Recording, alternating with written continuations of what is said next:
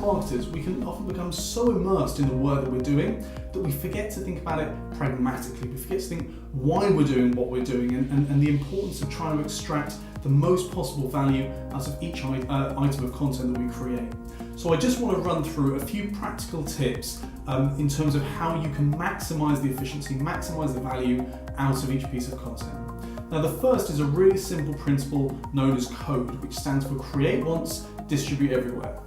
Now, let's illustrate this with an example. Let's imagine that we conduct a video interview and we use YouTube to publish that video, so that's instantly one channel ticked off, but then we can embed that YouTube video into our blog. Now, it doesn't stop there. We might then create a transcript for it, which is not only going to aid the SEO of that page, but we can use that transcript within email marketing. We can even take little snippets, little quotes from the interview and use them for visual assets for all the different social media platforms. So very quickly we can see how one piece of content can be used across half a dozen different channels. The second principle is around evergreen content. So by evergreen content, we mean that content that doesn't go out of date, or at least it doesn't go out of date for some time.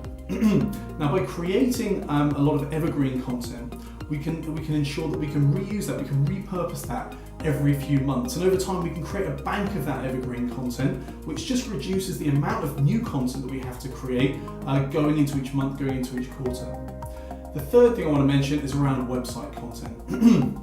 Now, website content is a little bit different from most other channel activity in that when you create content on social media or radio or TV content or whatever it might be, most channel activity tends to be very brief. Its impact tends to be happens for a moment and then it passes. The difference with website content is once you've created that, once you publish that content, it will continue to bring in traffic day after day, week after week, month after month. It may not make a huge splash at the time, but it's going to have this long-term compound value that you just won't get from other channels. In fact, most websites generate the majority of their traffic from content that was published prior to the month in question. So it's so valuable, this.